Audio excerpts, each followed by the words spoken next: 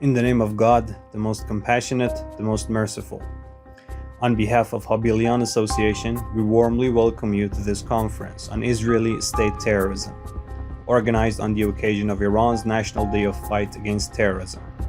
This event brings together the voices of distinguished scholars and experts who address critical dimensions of Israeli crimes and their consequences for our region and the wider world. The discussions focus on four major themes. First, the systematic violations of international law committed by Israel against Gaza and Iran. Second, the role of Western media and psychological warfare in justifying Israeli state terrorism. Third, the regional and international responses, including those of Western and Arab governments, as well as international organizations. And fourth, the persistent double standards in defining terrorism, and the role of the Zionist lobbies in shaping Western foreign policy.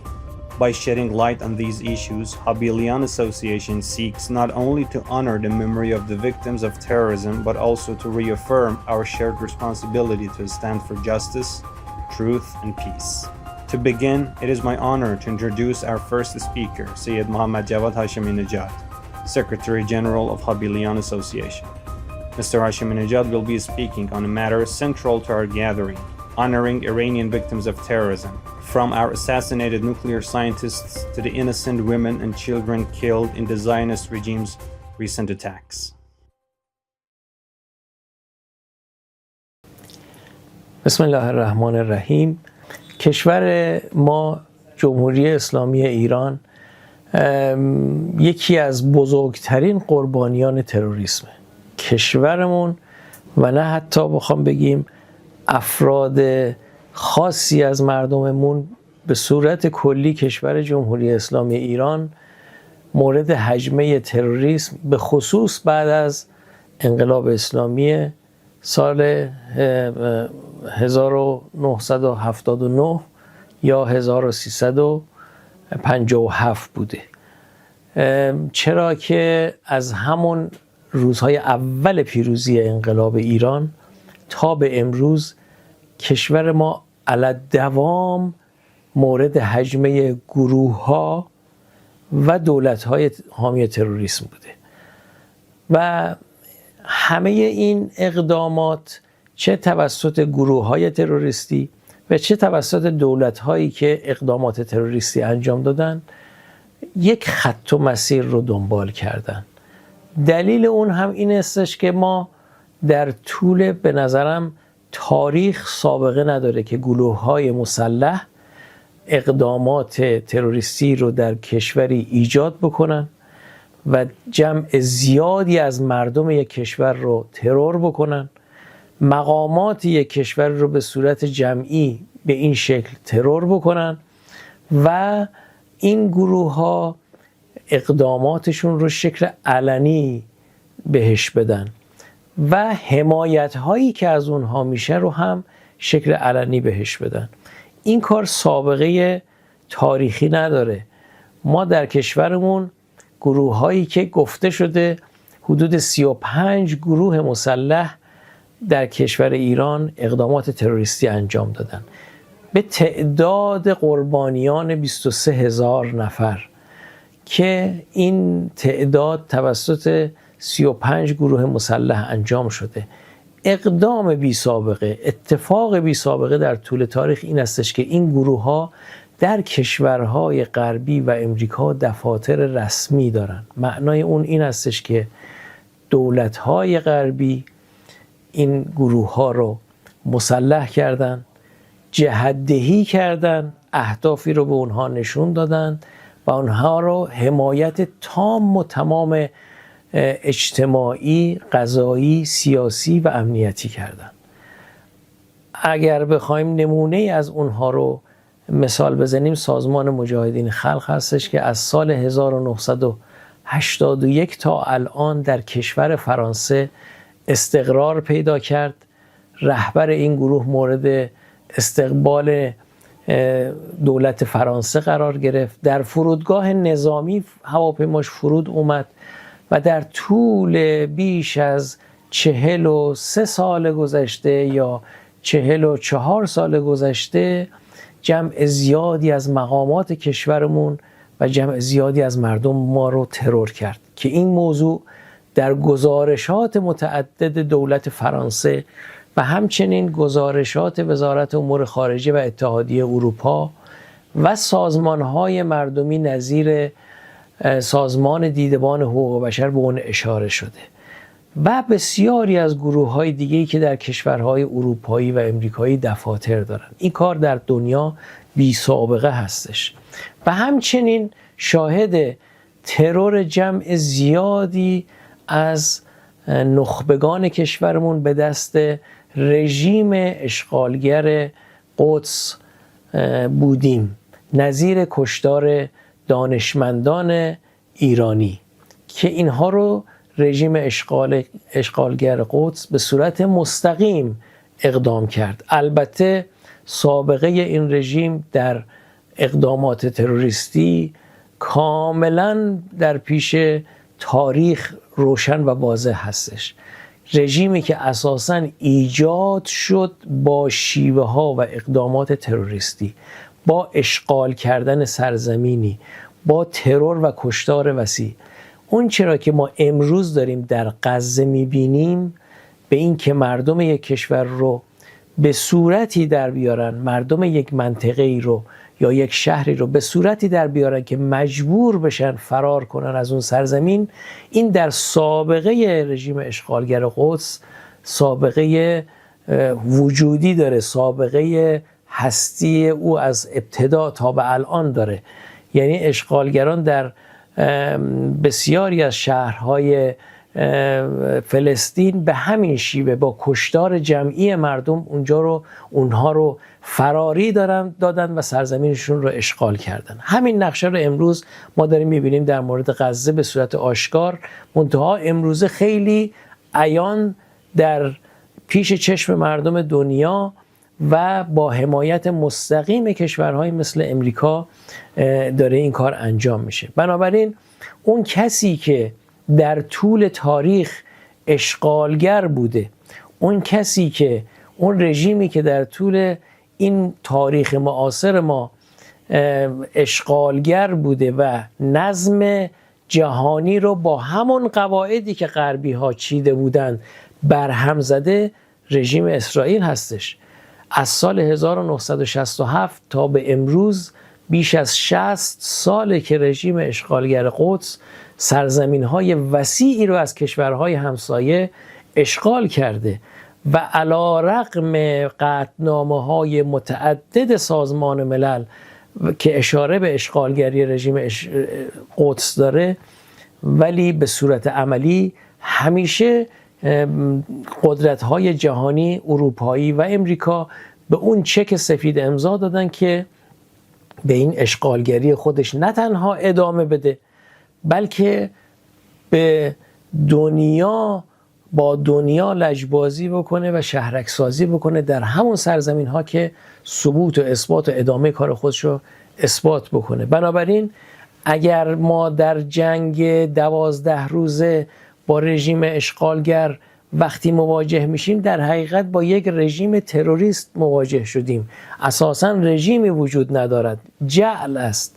کشوری که هم یک کشور دیگر رو اشغال کرده است و خود رو ایجاد کرده و علاوه بر اون برخلاف قواعد بین المللی بسیاری از سرزمین‌های دیگه در اشغال اوست و برخلاف قواعد بین المللی و در روبروی تمام مردم دنیا و در جهت همه کشورهای مردم دنیا امروزه صحبت از رسیدن به اهداف منشور صهیونیستی داره که معتقد است از نیل تا فرات تمام سرزمین ها و کشورهایی که در این منطقه وجود دارن رو باعث اشغال بکنه و نخست وزیر منصوب شده از دید خود اونها قانونی اونجا به صراحت خودش رو در یک چنین مأموریتی از طرف خداوند مأمور میبینه که این کشورها رو اشغال بکنه. به صراحت هم نظم بین المللی رو،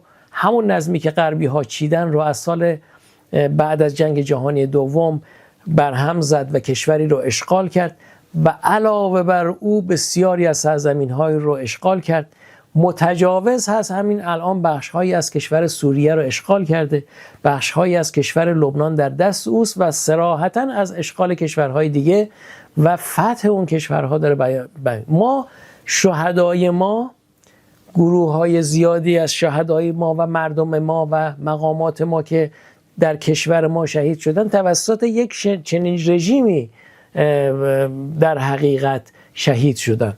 ما توسط رژیمی که جعل هست، در حقیقت یک گروه هست، در حقیقت یک باند تبهکار هست که دست به اسلحه برده و برای پیشبرد اهداف سیاسی خودش و اهداف منطقه‌ای خودش دست به سلاح برده و انسان‌هایی رو داره میکشه. این دقیقاً همون تعریفی است که از تروریسم وجود داره با هر نگاه و دیدی که در دنیا به لحاظ حقوقی حاکم هست. لذا معتقد هستیم که جمع زیادی از هموطنانمون و مقاماتمون که در کشورمون در این 12 روزه به شهادت رسیدند شهدای اقدامات تروریستی هستند، به اضافه 23,000 شهیدی که ما در اول پیروزی انقلاب اسلامی تا الان دادیم که بنابراین توسط یا گروه‌های مسلح یا دولت‌های مسلح برای پیشبرد اهدافشون، برای پیشبرد مقاصدشون این اقدامات رو انجام دادن. کشور جمهوری اسلامی ایران طبق قواعد بین المللی، طبق قوانین بین المللی اقدامات پیشرفت‌های علمی و هسته‌ای خودش رو داشت پیش می‌برد. دولت زورگویی با حمایت دولت زورگوی دیگری، یعنی رژیم اشغالگر قدس به اضافه حامی اون که امریکا باشه، برای زورگویی با زورگویی اقدامات مسلحانه انجام میدن. اگر این معناش تروریسم نیست، تروریسم چه معنای دیگه ای داره؟ کدوم اقدام رو میشه تروریستی اقدام کرد؟ کدوم اقدام رو میشه اقدام تروریستی نامید؟ و کدوم قربانیان میتونن قربانی اقدامات تروریستی باشن؟ بنابراین 23,000 شهید ترور ما به اضافه جمعی از مقامات کشورمون نتیجه اقدامات تروریستی سازماندهی شده چه گروه ها و چه دولت هایی بودن که تقابلشون رو با پیشرفت های کشور ما به شیوه اقدامات تروریستی پیش بردن. We will now turn to our second theme, the systematic violations of international law by the Israeli regime. To guide us through a legal analysis of Israeli actions against Gaza and Iran, it is my pleasure to introduce our next speaker, Dr. Syed Hossein Mousavi-Farr, Assistant Professor of International Law at Firdaus University of Mashhad. An expert in this field, Dr. Mousavi-Farr will examine these critical issues through the precise lens of international legal standards. Please join me in welcoming Dr. Syed Hossein Mousavi-Farr. بسم الله الرحمن الرحیم. عرض سلام و ادب و احترام خدمت همه عزیزان، خصوصا عزیزان انجمن هابیلیان و خانواده شهدای ترور. من یه مقدمه باید عرض بکنم پیش از این که بپردازیم به لحاظ حقوق بین الملل به جنایات رژیم صهیونیستی و راه حل‌ها و راهکارهایی که به لحاظ حقوق بین الملل متصور هست. پیش از هر چیزی باید اشاره بکنم به نحوه شکلگیری این رژیم به لحاظ حقوق بین الملل و بعد تبعات حقوقی و بین المللی که بر او مترتب است. خب مستحضر هستید که ما در حقوق بین الملل، در تاریخ حقوق بین الملل یک دوره‌ای داریم به همت سازمان ملل متحد به نام دوره استعمارزدایی که از 1960 با قطعنامه استعمارزدایی شروع شد و تحت زعامت شورای قیمومت ملل متحد، شورای امنیت و مجمع عمومی ملل متحد بنابراین گذاشته شد که کشورهایی که تحت یوغ استعمار هستند یا سرزمین‌هایی که خودمختاریشون تأمین نشده است با کمک همون دولت‌هایی که اونها رو تحت استعمار بردند استقلال پیدا بکنن و اصطلاحاً کشور به صاحبان اصلی اون برگرده و مردم اون کشور صاحب سرنوشت خودشون بشن و سرنوشت خودشون رو در بعد داخلی و خارجی تعیین بکنن و مستقل بشن.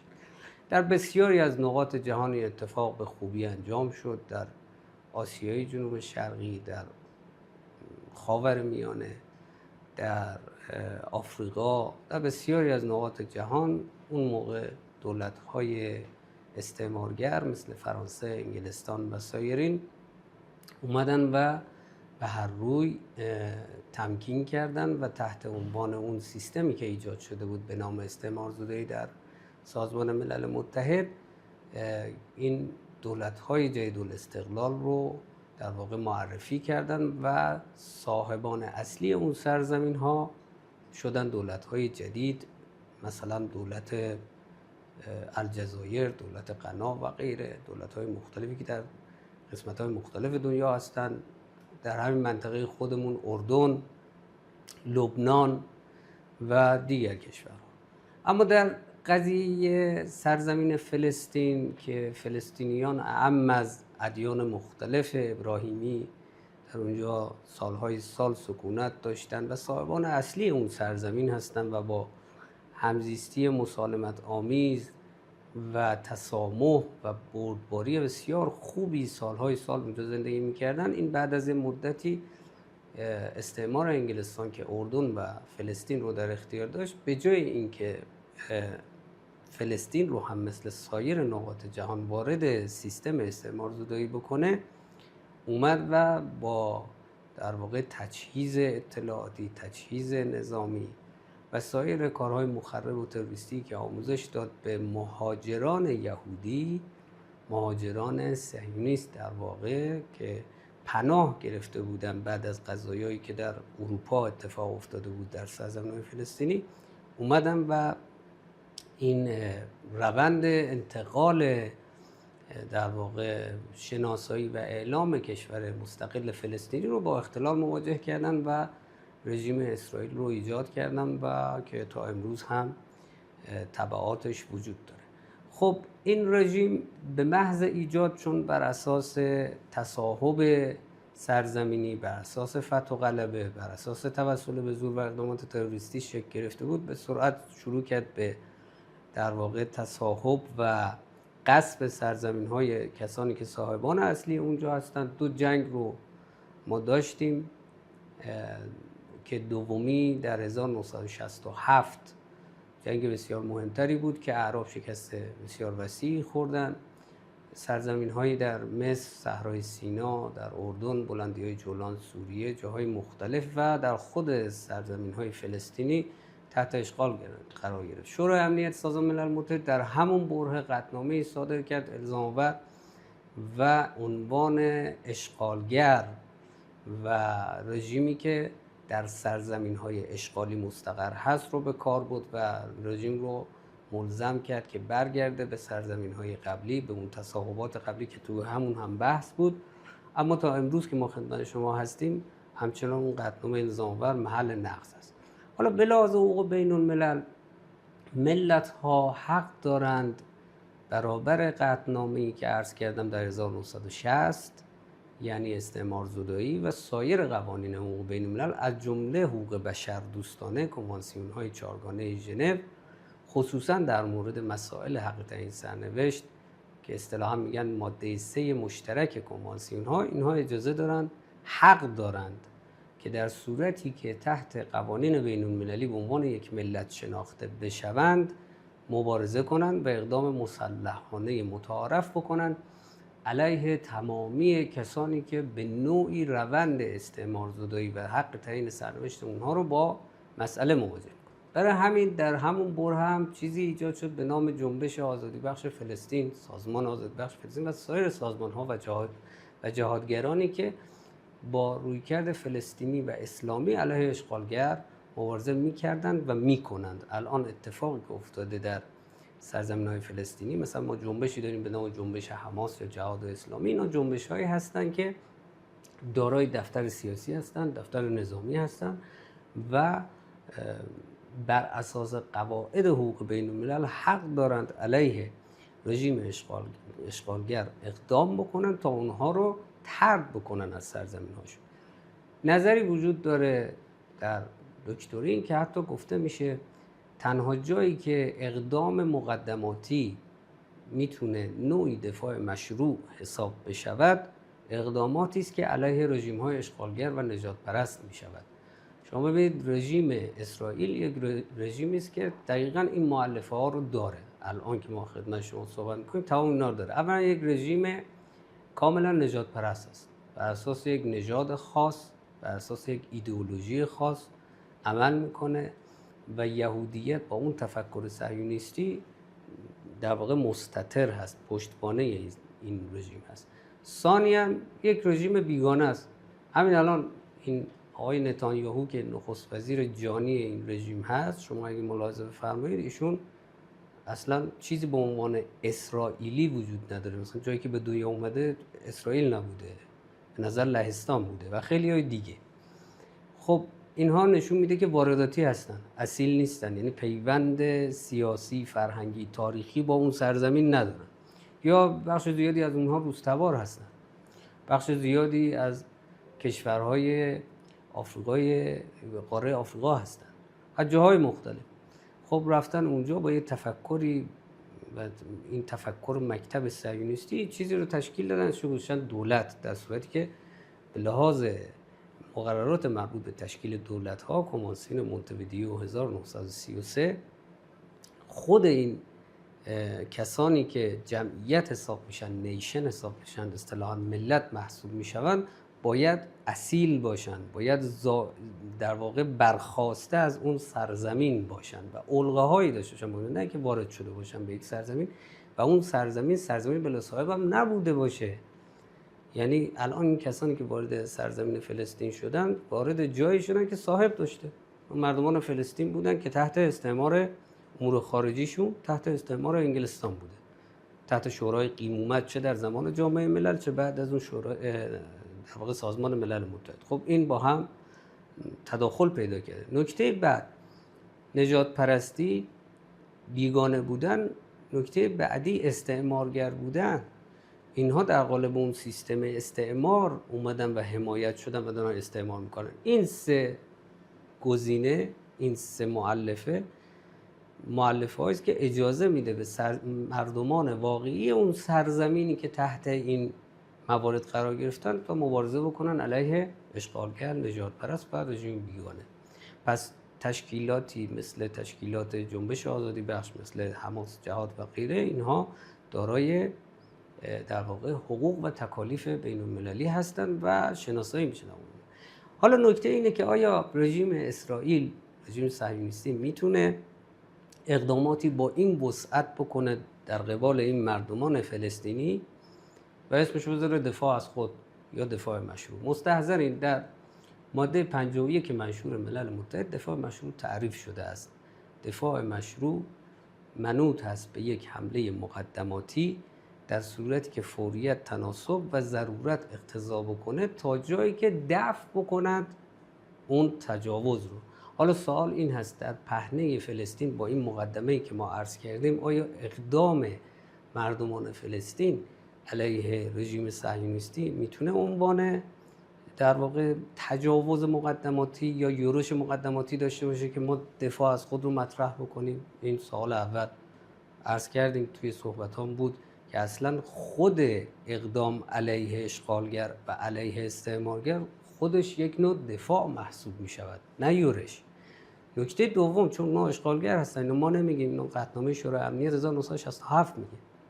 نکته دوم، با فرض دفاع، آستانه دفاع تا کجاست؟ آیا می شود در قالب دفاع مشروع نقض کنوانسیون‌های چهارگانه ژنو کرد که اینها خود به معنای تحقق جرم جنایت جنگی هست؟ به معنای جنایت جنگی است دیگه. نقض قواعد کنوانسیون‌های چهارگانه توسط هر کسی، هر کشوری میتونه در واقع تحقق دهنده و به وقوع پیوند دهنده چی باشه؟ جنایت جنگی و جنایت علیه بشریت. حالا نکته‌ای که وجود داره این است که آیا رژیم اسرائیل وارد جنایت‌ها، نقض جنایت‌ها و تحقق جنایت‌ها به طور قطع شده است؟ ببینید، اساسنامه دیوان بین‌المللی کیفری، مشهور به اساسنامه روم، که یک دیوانی رو ایجاد کرده با صلاحیت تکمیلی و امروز در همین الان که داریم صحبت میکنیم نتانیاهو تحت تعقیب این دیوان هست متاسفانه، ولی خب هیچ وقتی دنیا نمینه و خیلی با مشکل مواجه شده است. اینه که یه سری از عناصر اون جرائم به وقوع بپیونده و بعد وارد تعقیب بشن. چیزی که دیوان بین‌المللی کیفری شروع کرده علیه کسی مثل نتانیاهو چیزی شبیه نسل کشی، یعنی اونها این مؤلفه ها رو داره اقداماتشون علیه یک گروه مشخص که اینجا یک گروه فلسطینی هستن، یک پهنه مشخص که اینجا نوار غزه است و با هدف پاکسازی اونها، از بین بردن، ریشه‌کن کردن، عیناً توی جملات و توی صحبت‌ها و عملکرد رژیم صهیونیستی است. این در حالی است که ما با اینکه با بیعملی زیادی از طرف سازمان ملل متحد مواجه هستیم، خصوصا شورای امنیت، خصوصا کمیساریای عالی حقوق بشر و دیگران که واقعاً فلج شدن و دیگه نمیتونن کاری که باید رو انجام بدن، بارها ما می‌بینیم در کل ملل متحد ذکر میکنه جنگ هم قاعده داره، یعنی هیچ قاعده‌ای اونجا رعایت نشده و نمیشه. خصوصا اینکه با فرض، اینها همش فرض هست، قابل رد هست از نظر ما، با فرض اینکه رژیم داره یک اقدامی انجام میده در مقام پاسخ، در مقام دفاع، به هیچ عنوان تناسبی رو رعایت نکرده. شما امروز تصاویری که از غزه می‌بینید اصلا لازم نیست کسی در موردش حرف بزنه، شما تفکیکی رو اونجا ملاحظه می‌فرمایید، هیچ تفکیکی بین نظامی و غیر نظامی نیست. عدد بالا، آمار بالای کشته‌های زن و کودک وجود داره، چادر زده میشه اونجا، دیگه از ساختمان گذشته. خب اینها یعنی اصلا اصل تفکیک رو که جزء اصول بسیار مهم در حقوق بشردوستانه است و نقض اون منجر به تحقق جنایت جنگی می شود رو در نظر نمی گیرن. و این وظیفه کمیساریای عالی هست، وظیفه صلیب سرخ هست به عنوان یک سازمان جهانی هرچند غیر دولتی اما بسیار مؤثر که دستورالعمل‌های حقوق بشردوستانه رو صادر کرده، اصول راهنما داره، مراقبت میکنه از حقوق بشردوستانه در تخاصمات مختلف. وظیفه‌شون هست اینا رو پیگیری بکنن و واقعا مطالبه بکنن، سازمان ملل رو تحت توجه و فشار قرار بدن. اینجوری مبسوطیت که واقعا ما داریم میبینیم چیزی آبرویی برای حقوق بین الملل باقی نمونده با اقداماتی که متاسفانه رژیم داره انجام میده. در مرحله بعد اقدامات رژیم بیش از و بالاتر از مرزهای خودش، مثلا اقداماتی که رژیم داره علیه ما انجام داد در جنگ تحمیلی 12 روزه یقینا مصداق جنایت تجاوز است. بر اساس ماده 39 منشور ملل متحد که 3 در واقع عنوان رو اونجا ذکر کرده باید احراز بشه توسط شورای امنیت و عنداللزوم شورای امنیت تصمیمات مقتضی بگیره، یعنی یا تحریم کنه یا پاسخی به متجاوز داده بشه به صورت جمعی. ماده 41 و 42 اونجا یکی مورد که احراز میکنه جنایت جنگی تجاوز است که همزمان یک در واقع جنایتی است که تحت عنوان اساسنامه دیوان بین‌المللی کیفری جرم‌انگاری شده است. حالا باید دید آیا دیوان بین‌المللی کیفری به عنوان دیوانی که صلاحیت داره، به عنوان مرجعی که باید پیگیری بکنه، واقعا تونسته این در واقع صیانت رو از جرائم تحت پوشش خودش نسبت به این جنایت بکنه یا نه؟ از این بالاتر تهاجماتی که علیه ما شد نه تنها یک تجاوز بود که به دلیل اینکه در خاک مقدس ما هم بحث تفکیک رو واقعا در نظر نگرفت، ضمن اینکه بر اساس کنوانسیون‌های ژنو و دستورالعمل‌هایی که صلیب سرخ صادر کرده است مستحضر هستید که حتی اگر شخص نظامی در زمانی که مورد هدف قرار میگیره در مشغول مأموریت نظامی نباشه و در جای باشه که غیر نظامی وجود داره، هدف قرار دادن اون جنایت هست، جنایت علیه بشریته. و اومده رژیم بدون تفکیک نظامی و غیر نظامی ما رو در زمانی که تخاصم وجود نداره بین دو طرف هدف قرار داده و قطعاً مصداق جنایت علیه بشریت هست بلا شک. چیزی که این رو تشدید میکنه این هست که حالا با فرض اینکه تجاوز هم انجام شده است و این تجاوز رو ما اثبات هم کردیم خدمت شما، باید ببینیم که البته انواع جرایم رو انجام داده دیگه رژیم، یعنی واقعا کلکسیونی از نقض‌های بنیادین و قواعد آمرانه حقوق بین‌الملل رو انجام داده، یه جایی برای انجام ندادن نگذاشته. شما ببینید خود نفس یورش و حمله، یعنی نقض قاعده منع توسل به زور، خودش قاعده آمرانه است، خودش یک جنایت تجاوز. عرض کردیم شما به این اضافه بکنید که این جنایت تجاوز با حمله به تأسیسات بسیار حساس، تأسیساتی که یک آژانسی به نام آژانس بین‌المللی انرژی اتمی تحت عنوان اساسنامه و تحت عنوان چیزهای به نام پادمان و قواعد مشهور سیفگارد، اینها رو اومده تحت در واقع مراقبت جدی‌تر از همه خواسته در جهان که از این تأسیسات به دلیل اینکه تشعشعات داره، آثار مخرب زیست محیطی و انسانی وسیع غیر قابل ارزیابی داره، واقعا اومده و اصلا ایجاد شده که مراقبت بکنه این ایمنی به هم نخوره، منجر به نسل کشی نشه، منجر به جنایت علیه بشریت نشه.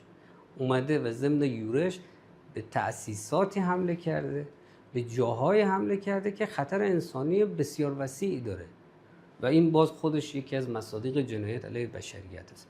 حالا در جمع‌بندی که من خدمت شما عرض بکنم و اینکه ببینیم با این مواردی که اتفاق افتاده چه مراجعی وجود دارن و می شود پیگیری کرد و مسئولیت دارن. ببینید در خصوص بحث تجاوز قطعا شورای امنیت و مجمع عمومی، چون شورای امنیت نشون داد که حالت بلا تکلیفی داره در مورد غزه، در مورد ما هم همینطور حالت فلج شدن داره. ما قطعنامه‌ای داریم به نام قطعنامه اتحاد برای صلح. قطعنامه‌ای است که خیلی استثنایی صادر شد، اما کار خوبی کرد در قضیه کره، تونست یک موضوع رو جمع بکنه، صلح و امنیت بین‌المللی رو تأمین بکنه. خب این قطعنامه رو باید با لابی، با دیپلماسی در موردش خیلی اقداماتی می شود انجام داد، این رو باید فعال کرد به موازات شورای امنیت در مجمع عمومی، چون شورای امنیت بلا تکلیف. این نکته مهمی. نکته بعد کار کردن با کمیته مربوط به رژیم مقابله با تروریسم.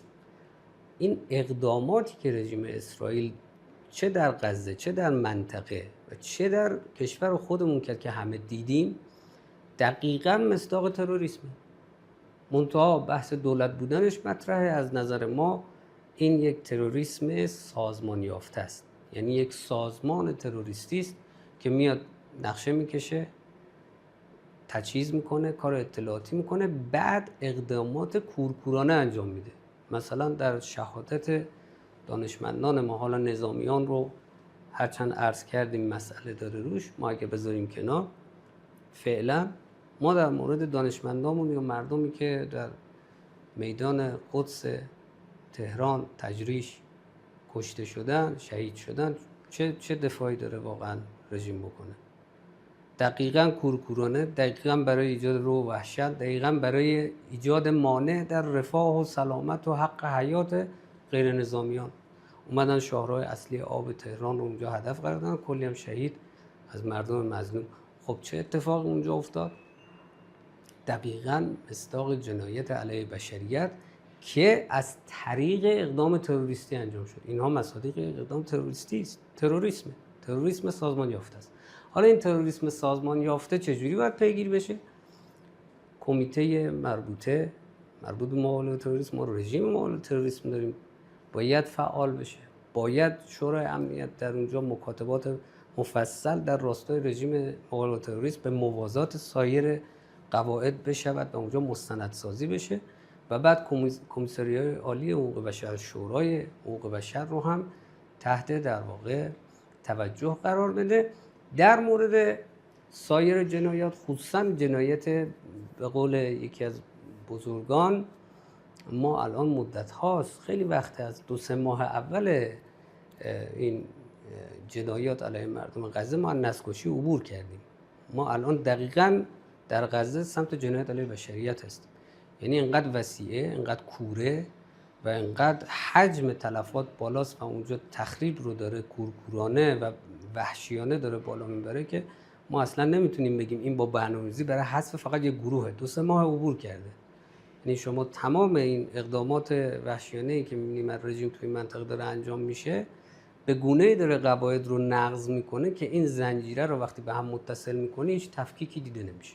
تمام قواعد مربوط به حقوق بشر دوستانه و اون جرم‌انگاری‌های ذیل اساسنامه روم همش اتفاق افتاده و ما امروز با این وضعیت مواجه هستیم. بهترین کار مستندسازی است، بهترین کار مکاتبه و توجه مراجع بین‌المللی است. ضمن اینکه میشود در کنار اینها به نظر دولت‌هایی رو هم تشویق کرد که فرضاً به این شکایت، البته جمع زیادی پیوستن به این شکایت آفریقای جنوبی در دیوان بین‌المللی دادگستری، نه دیوان بین‌المللی کیفری، در دیوان بین‌المللی دادگستری هم در خصوص نقض کنوانسیون نسل کشی بپیوندن و دادستان دیوان رو در واقع بیشتر تحت نظر، دیوان بین‌المللی کیفری رو بیشتر توجهش رو جلب کرد به این اقدامات جدید، خصوصا در ایران که میتونه کل منطقه رو و یک جمع زیادی از بشریت رو تحت در واقع خطر و مسئله قرار بده. خیلی متشکرم، امیدوارم که نکات مفید بوده باشه. Our discussion now expands to the global stage as we address our third theme, regional and international responses. We are privileged to have an international perspective on this crucial subject from our next distinguished speaker. Please welcome Giulio Canapi, Italian geopolitical analyst and the author of the World Politics blog. He will provide a critical examination of the positions taken by the Western and Arab governments as well as international organizations regarding Israeli aggression against Iran, Gaza, and Lebanon. Let us please welcome Giulio Canapi. Good morning. My name is Giulio Canapi. I'm a political analyst and author of World Politics blog. It is both an honor and a solemn responsibility to address you today on the subject of regional and international responses to Israeli state terrorism. In particular, the positions of Western and Arab governments, as well as international organizations, in relation to Israeli aggression against Iran, Gaza, and Lebanon. Israeli state terrorism is not an abstract concept. It manifests in concrete, repeated actions, targeted assassinations, indiscriminate bombardments of civilian areas, destruction of essential infrastructure, and the systematic use of siege and blockades to collectively punish entire populations. Whether it is the bombardment of Gaza, the targeted killing of Iranian scientists and military officials, or the repeated violations of Lebanese sovereignty, Israel has demonstrated a consistent pattern of behavior in defiance of international law. What is equally telling and deeply alarming is the uneven and often hypocritical response from the international community. The governments of the so-called Western democracies have for decades been complicit, directly or indirectly, in enabling Israel aggression. This complicity takes many forms: diplomatic cover at the United Nations, the blocking of resolutions that seek to hold Israel accountable, and the continued supply of weapons and military technology despite overwhelming evidence of war crimes. The United States, Israel's most steadfast ally, has repeatedly used its veto power at the UN Security Council to shield Tel Aviv from any binding international sanctions or investigations. This political protection is matched by billions of dollars in annual military aid, effectively subsidizing the very acts of aggression that Washington claims to condemn in other contexts. European powers, too, have largely failed to break with this policy of indulgence. While some European governments have at times issued strong verbal condemnations, particularly during episodes of mass civilian casualties in Gaza, these have rarely been followed by concrete measures. Arms exports continue, trade relations remain unaffected, and in some cases, security cooperation has even intensified after Israeli offensives. A particularly telling aspect of this double standard has been the late and cautious recognition of the State of Palestine by certain Western governments. While countries such as Sweden recognized Palestine in 2014, others, including Ireland, Spain, and Norway, only made this move many years later, and often under immense public pressure in the wake of particularly severe Israeli assaults on Gaza. Even then, these recognitions have frequently been symbolic, unaccompanied by substantive policy changes, sanctions, or the suspension of military cooperation with Israel.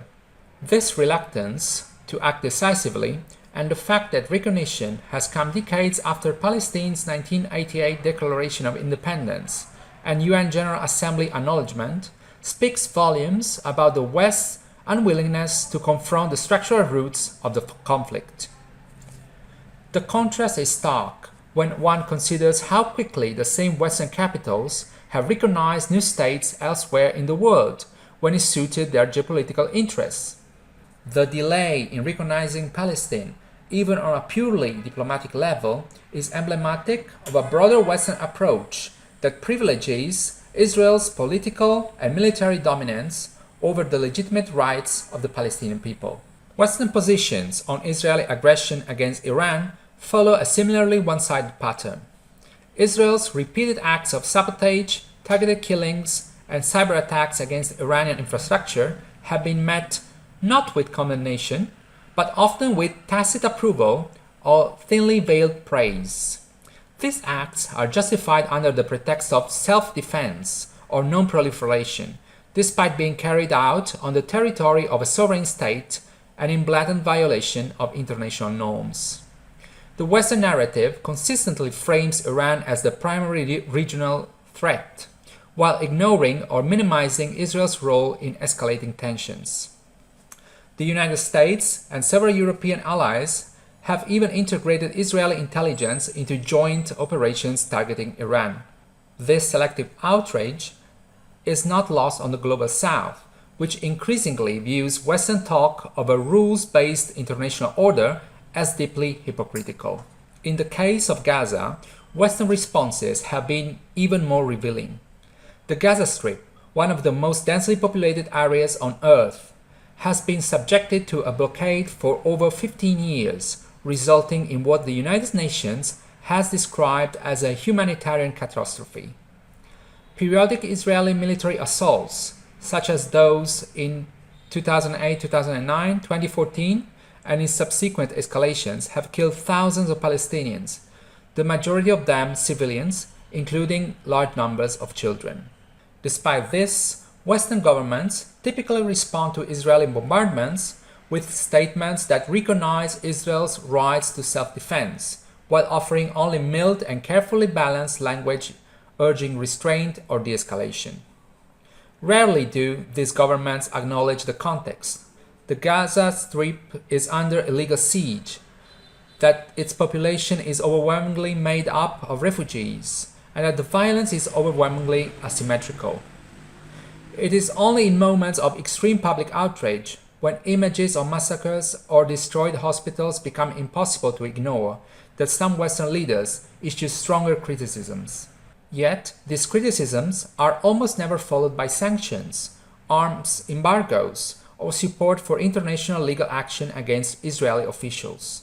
Instead, the West continues to supply Israel with the means to carry out further aggression. The Western approach to Israeli aggression in Lebanon is similarly permissive. Israel's repeated violations of Lebanese airspace, including the use of Lebanese territory to launch attacks on Syria, have become so routine that they barely register in Western media. During the 2006 war, when Israeli bombardments killed over 1,000 Lebanese civilians and destroyed critical infrastructure, Western powers blocked calls for an immediate ceasefire, giving Israel more time to pursue its military objectives. Today, any cross-border tensions between Israel and Hezbollah are framed almost exclusively as the result of Iranian proxies, erasing the fact that Israel continues to violate UN resolutions regarding its withdrawal from Lebanese territory and maintains a posture of constant military threat against its northern neighbor. Arab governments, for their part, have shown a divided and often inconsistent response to Israeli state terrorism. On paper, the Arab League has repeatedly condemned Israeli actions and expressed solidarity with Palestine, Iran, and Lebanon. In practice, however, the responses have varied widely. ranging from genuine diplomatic and economic support for the victims of aggression to tacit or open normalization of relations with Israel. Some states, such as Algeria, have maintained a consistent policy of non-recognition and strong political opposition to Israeli policies, supporting international legal action and refusing normalization. Others, however, have entered into agreements under the so-called Abraham Accords or similar arrangements, effectively prioritizing strategic and economic interests over solidarity with Palestine or opposition to Israeli aggression. This normalization trend has weakened collective Arab leverage, fragmented the regional front against Israeli actions, and emboldened Tel Aviv to pursue its aggressive policies with even greater impunity. The muted responses of certain Arab capitals to Israeli attacks on Gaza and Lebanon have not gone unnoticed by their own populations, many of whom continue to express overwhelming support for the Palestinian cause. International organizations, particularly the United Nations, have produced an extensive record documenting Israeli violation of international law. UN bodies, human rights rapporteurs, and independent commissions of inquiry have repeatedly found evidence of war crimes and crimes against humanity in Israeli military operations. However, the ability of these organizations to act decisively is hampered by the political power dynamics within them, especially the dominance of Western states in key decision-making bodies. Resolutions passed by the UN General Assembly carry more weight but lack of enforcement mechanisms. Security Council measures are frequently vetoed by the United States and occasionally other Western powers. This has created a culture of impunity where Israel can disregard international law with little fear of tangible consequences. Non-governmental organizations, both local and international, have played a crucial role in documenting Israeli abuses and advocating for accountability. Yet even these NGOs face intense political pressure, smear campaigns, and restrictions when their findings challenge the dominant pro-Israel narratives in Western capitals. In conclusion, the regional and international responses to Israeli state terrorism against Iran, Gaza, and Lebanon reveal a deep crisis in the international system. Western governments provide diplomatic cover and military support. Certain Arab governments engage in normalization that undermines regional solidarity, and international organizations remain constrained by political pressures. If we are to see genuine accountability, there must be a fundamental shift in this dynamic, one that prioritizes the rights of victims over the geopolitical interests of powerful states. Recognition of Palestine, while necessary, must be accompanied by concrete measures, sanctions, arms embargoes, and the pursuit of legal actions against perpetrators of war crimes. Only then can we begin to dismantle the culture of impunity that sustains Israeli state terrorism, and only then can we lay the foundations for a just and lasting peace in the region. We now turn to a powerful force that shapes global perception, the media. This brings us to our fourth theme, media and psychological warfare. To delve into the critical role of Western media in justifying Israeli state terrorism and their strategies to counter it, we are honored to welcome our next speaker, Ursula Asta, a distinguished Argentinian journalist and a member of the editorial collective of Radio Grafica. Please join me in giving a warm welcome to Ursula Asta. Thank you very much for this invitation. My name is Ursula Asta. I'm from Argentina. I'm going to talk about communication. Specifically, I'm going to talk about the role of Western media in justifying the Israeli state politics. The news is not a reflection of reality, but rather a representation of it, a construction of events carried out by journalists under specific production conditions and through various formats. In this sense, communication is significant because it produces meaning, and news is the narrative of an event that involves certain elements. First, the initial decision to include or not certain topics in the media agenda, then the voices, that is, the sources, and finally, the grammars or manifestations in the creation of that communicative act, such as images, accompanying music, silence, rhythm, among others. Thus, the field of influence is not only about giving relevance to a topic that will be included in the agenda, but also about what will be said about it, who will say it, and how. Likewise, it's about choosing what will be hidden or left unsaid. Nevertheless, it's important to stress that the media does not have an absolute impact capable of permitting ideas and achieving total social control.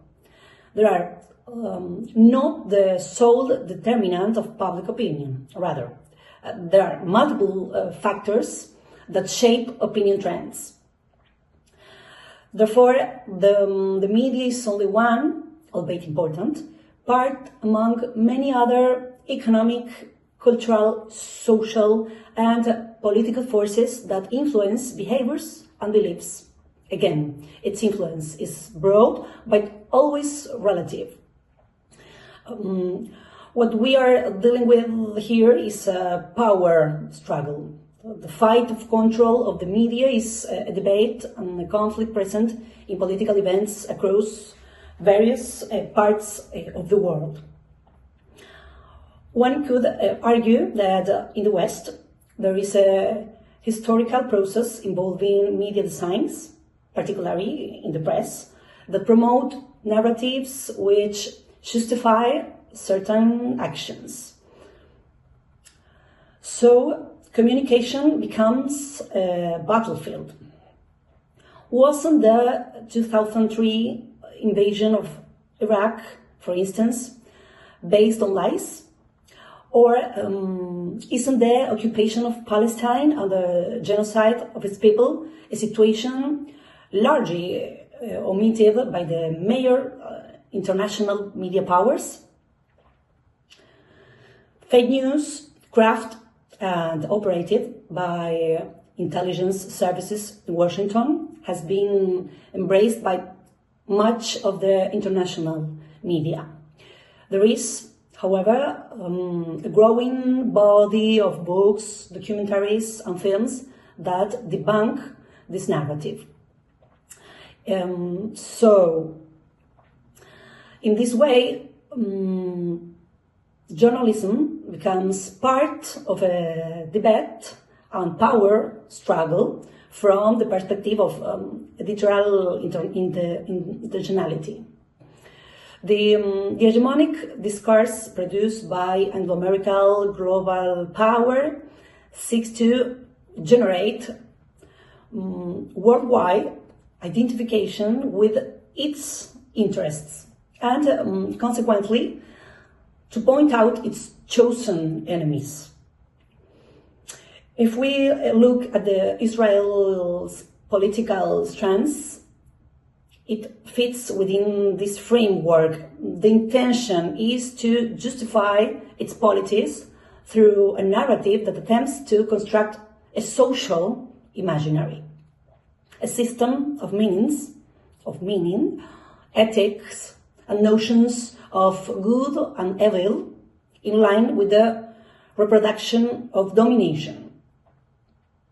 The concept of Islamic terrorism, as used by major Western media, can be understood in this light.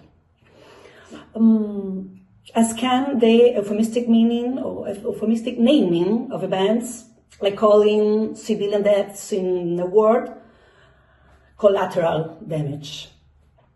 The definition of terrorism as a tool of stigmatization and political deslegitimation must be analyzed in terms of its ideological function.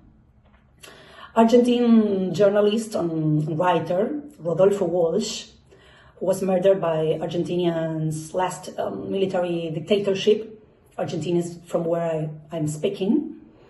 Rodolfo Walsh, wrote a series of articles in the 1970s, later compiled in a book called The Palestinian Revolution.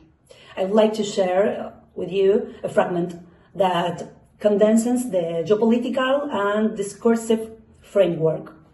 So I read for you. He said, Palestinians, I don't know what that is, said Israeli Prime Minister Golda Meir at the time. We know the illusory power of this argument used in Algeria, Vietnam, and the Portuguese colonies to deny the existence of liberation movements. Then Walsh added, I read again, the enemy does not exist and everything is under control. Each of these denials has caused rivers of blood, but they have not stopped history. 50 years ago, he wrote, I read again, the official policy of the State of Israel is to pretend that Palestinians are Jordanians, Egyptians, Syrians, or Lebanese who have gone mad and claim to be Palestinians. They even demand to return to the lands they voluntarily left or which were taken from them, not so voluntary, in the words of 1956 and 1967, since they cannot return, they resort to terrorism. I'm reading Walsh. In short, they are Arab terrorists. It's useless that in the Middle East, these arguments had been dismantled, reduced to absurdity. Israel is the West, and in the West, lies circulate as truth. Until the day they become military unsustainable. With these words, Walsh reveals a narrative framework, a strategy to justify an occupation policy. If we explore parts of the narrative about the Middle East, we can attempt to explain the motivations behind the attack of the Islamic world, considering that the values presented by the hegemonic Western discourse, supposedly positive, may actually be harmful manifestations of power. That's what we're talking about. It is quite simple, and they don't even try to hide it, about defending and preserving the empire's vital interests. It's about oil, energy routes, and geopolitical positions. Well, we can trace different historical stage of a Western view of Islam. We may point in the 19th century with the Ottoman Empire in retreat and Western powers growing as a moment when Islam began to be demonized through patronizing representation, presented as inferior, incapable of self-governance, ignorant, backward or regressive. And this coincides with French colonialism invading Algeria, Britain occupying Eden, and French and British invasions of Tunisia, Egypt, Sudan, Libya, and Morocco. This took place during the 19th century and early 20th century, what I'm talking about now. Later, in another historical context, a new process of Islam demonization took place, this time with a more sophisticated use of propaganda technologies, including cinema. This Orientalist view is based on a binary position, West versus East, us versus them, the familiar or the other, where the other is placed in the Eastern people. Even the use of the chador or hijab has often been presented as clear proof of women oppression. Yet, if we took at Iran, it's worth remembering that the pro-Western Shah Pahlavi, in his efforts to westernize society, banned the use of hijab and chador for Muslim women, a fact often omitted in the West. The Shah, also known as the policeman of the United States, attempt to impose Western standards on a society that resisted them. The concept of Islamic terrorism functions as a stigmatizing tool of delegitimization, just like the euphemistic language used to frame events, such as calling civilian victims of war collateral damages. We used it before. In Latin America, we have seen similar process under the so-called backyard policies, or the America for the Americans doctrine, with the implementation of the US national security doctrine, which produced genocide in our region. Again, in the media construction realm, Israel invasions of Lebanon, 2006, and Palestine are marked by omissions, minimizations, descontextualizations. These are also used today with disturbing intensity, like referring to these events as conflict, as crisis, instead of using terms like invasion or occupation. Another example is the animalization of Gaza inhabitants. However, in recent months or weeks, it seems that Israel is losing narrative control. As we said at the beginning, the field of influence is determined by several factors. Perhaps due to advances in information and communication technologies, we are now more than even seeing with our own eyes these images of mass killing circulating on social media. Any attempt to deny this appears obscene, considering the grave humanitarian crisis faced by the people of Gaza, where a genocide is underway. Moreover, the work done by journalists on the ground in Gaza and the unbearable situation of its population makes the credibility of the dominant narrative increasingly untenable. The killing of journalists, too, is part of an effort to hide the unhideable. To conclude these reflections, I want to remember the Palestinian journalist from Al Jazeera and his colleagues who were murdered just a few days ago by the Israeli army in the Gaza Strip. He too was stigmatized to justify his assassination. His name was Anas Al-Sharif, 28 years old, who died along with the journalists after being hit by a bombing while inside a press tent. So, in addition to all factors I mentioned that challenged the dominant narrative, there's also the work of independent journalists and media outlets, as well as social mobilization, and unavoidable element. The social mobilization taking place in many parts nowadays, for many parts of the world, in defense of a just cause, the resistance against the occupation and massacre. Thank you very much for this opportunity for me to talk to you. We now arrive at our fifth and final theme, which underpins so much of our discussion today, analyzing Western double standards in defining terrorism. To provide an examination of this pivotal issue, questioning why Israeli actions are not labeled as terrorism and analyzing the influence of Zionist lobbies on Western foreign policy, we are privileged to have our final distinguished speaker. Please welcome Mohammad Mortaza, a renowned Pakistani geopolitical analyst and the project manager at the Pak Institute for Peace Studies.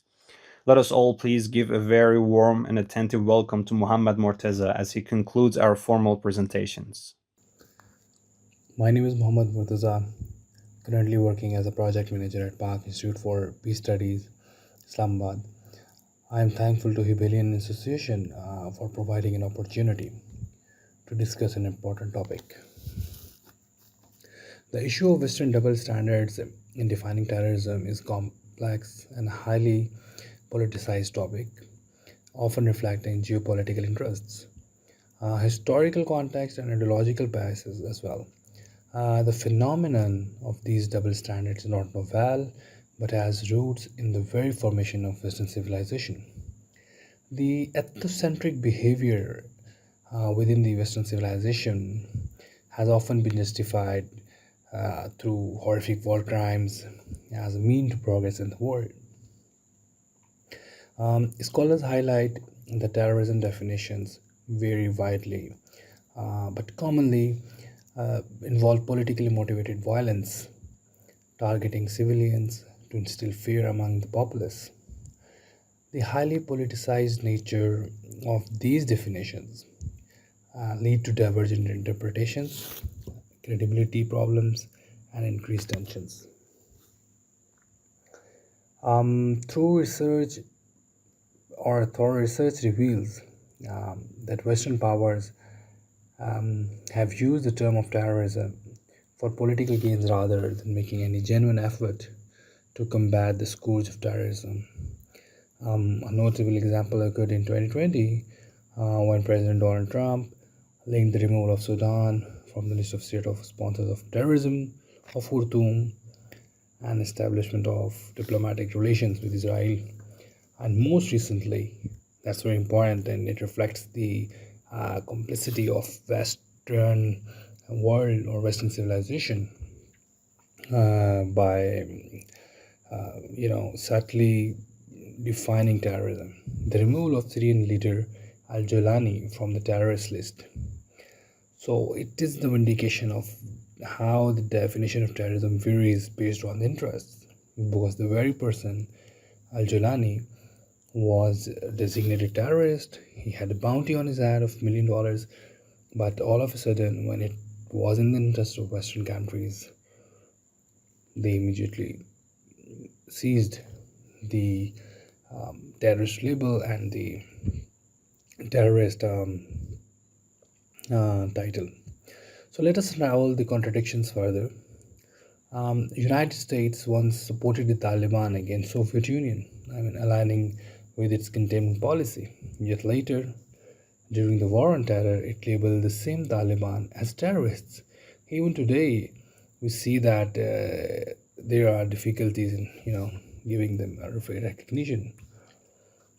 So there is selective labeling of terrorists by the Western countries, an issue if we look at the militant groups that have different geopolitical and alignments, and they don't have any objective criteria for terrorism itself.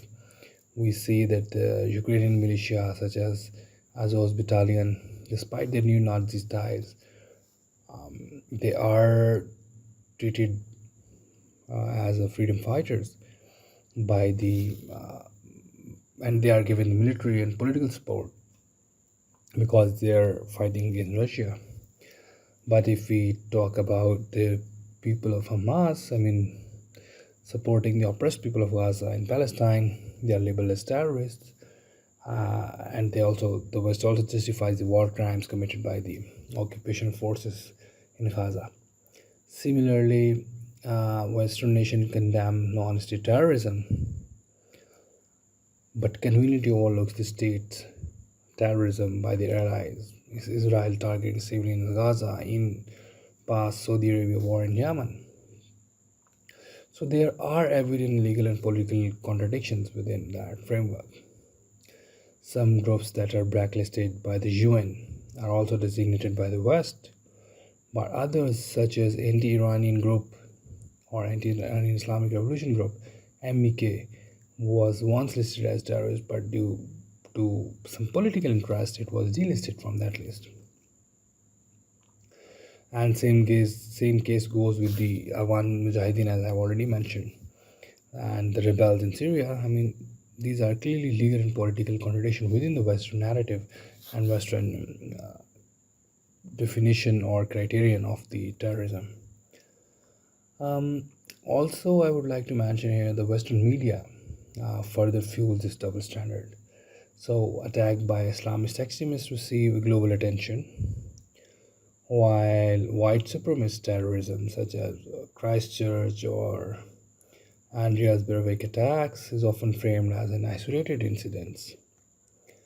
Terrorism is repeatedly portrayed as a Middle Eastern or a Muslim phenomenon, overlooking the historical Western violence, such as let's go back to the foundations of, let's say, United States, the treatment with the Native Americans. So at the same time, extrajudicial actions like US drone strikes, killing civilians that are being killed in those strikes, and these are mostly transboundary or transnational drone strikes, violating sovereignty of the state on one hand, and then they're targeting the people with under the flag of terrorism. So there are three main reasons that shape and the perceptions how to label the terrorism. Number one is geopolitical interests, because it shapes the alliances and it helps them to label the terrorists based on those alliances and interests. Secondly, there is racial and cultural bias among Western people for the non-Western groups. So we find more terrorist groups that are non-Western. And then legal flexibility. There is no standard or objective definition of terrorism. So international law remains vague in that context, which allows it to be manipulated, as already mentioned, based on the interests. And also we can see how these were practically practiced in the past. I mean, we see US branded Libya and other terrorist states while ignoring Israel's bombing on Palestinian camps. Still, we are getting news that the Palestinians who are looking for food through the aid that is reaching Gaza, they are being targeted by different means. And then we can go back into Cold War, even some years back or few decades back. The US carried a large-scale attack in Vietnam and supported dictatorships. That's it. Again, as I've already mentioned, there is a divide within Western civilization. What exactly to call terrorism, as it's all based on trust. So and then there are manipulation semantics, like Western definitions often exclude wholesale terrorism by states and focus only on retail terrorism by individuals or non-state groups, and often they are global south. So they just pinpoint few areas and label it as the epicenter of terrorism, rather holistically covering the roots of terrorism or the origins of terrorism. And then we see a broader hypocrisy among the Western powers that maintain cordial ties with the repressive regimes while promoting democracy and human rights rhetoric, and they often, and we have clearly seen, in fact, and the evidence is out there, that they consider Islam to be a threat in post-Cold War era. And again, it's the drone strikes or nuclear double standards. They highlight the same pattern of selective morality. So in conclusion, I would like to say that these double standards in defining terrorism stem not from consistent moral legal principles, but from real politics. The practice undermines global counterterrorism efforts and fuels accusation of hypocrisy, particularly from the global south. A more objective, universally applied definition of terrorism is urgently needed, but remains unlikely due to entrenched geopolitical divisions. Western countries apply double standards in defining terrorism as a part of their broader pursuit of global dominance.